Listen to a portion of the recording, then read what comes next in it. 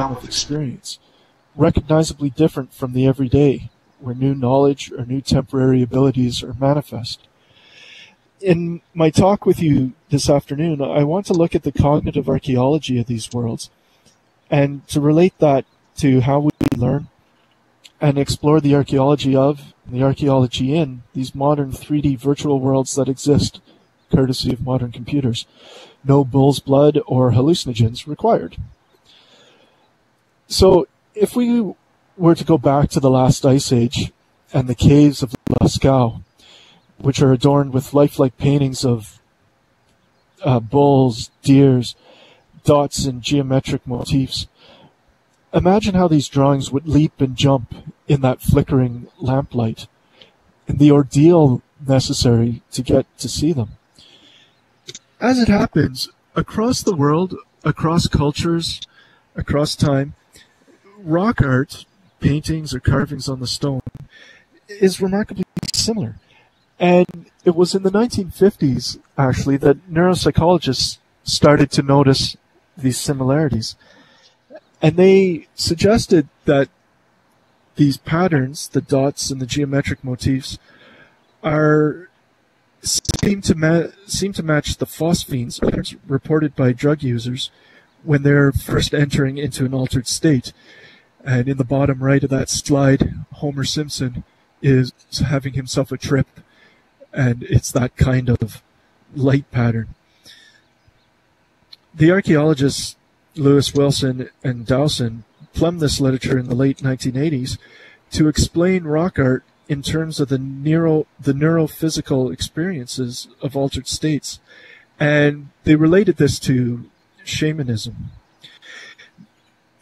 They were arguing that the basic wiring of the brain explains many of the commonalities of rock art across culture. So that's to say, the virtual worlds induced by trances, whether that trance is brought on by fasting or dancing or drug use, relates directly to how humans process information in the brain. The rock art itself is a way to recreate the visions or to help induce them. And the physical location of the art in difficult-to-reach places is an attempt to create the virtual world in physical space. The antiquity of virtual worlds is not in doubt, and they've been part and parcel of the way that humans work, the way we are wired since the beginning. And typically, they're relating to the transcendental, the conveyance of secret knowledge or wisdom, and the recreation of the people's cosmology and cosmography.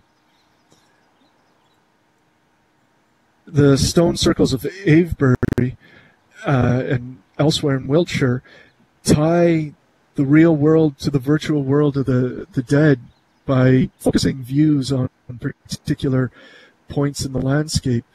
The underground shrine to Mithras, which I showed at the beginning ever so briefly, the Villa of the Mysteries at Pompeii, the medieval cathedral. Entering these spaces at first, they all produce befuddlement, bewilderment, and there's a process of progressive removal from the everyday world to the world of the sublime. All of the senses are engaged in this removal, and the supplement becomes embodied in this new world. So, for Lewis Wilson and Dowson, they go on to explain how the wiring of the brain and the physical experience of trance intersect with culture. But for my purposes here today, the idea that the wiring of the brain presupposes certain kinds of experiences common to all cultures across time is the important point. But on the other hand, humans aren't content to just be. We self-modify, and the body becomes a cultural artifact. We have tattoos, piercings, and sometimes this happens accidentally as well, in the ability of Caucasians to be able to consume milk after weaning without too much problem. That's culturally induced. The brain is no different. And it too is an artifact of culture. The famous study concerning the brains of London black cab drivers demonstrate this.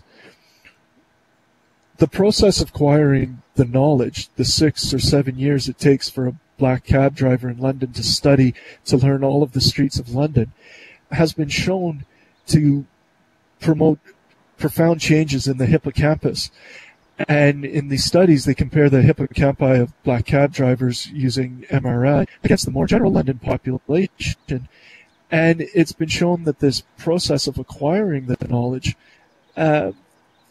changes the cab drivers' hippocampi and their ability to process spatial relationships.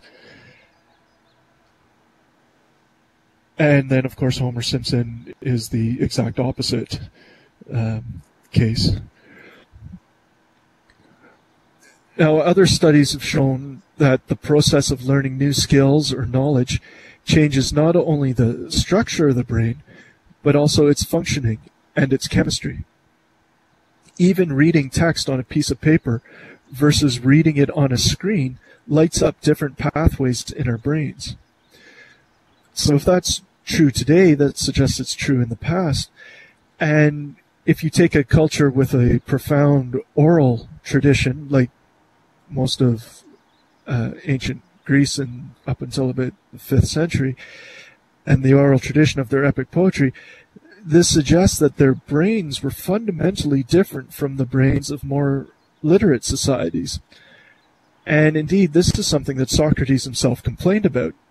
He felt that if people wrote information down instead of memorizing it, as had been the tradition, it would make them dumber because they had offloaded their memory to a piece of paper.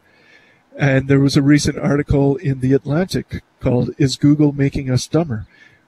Some things never change.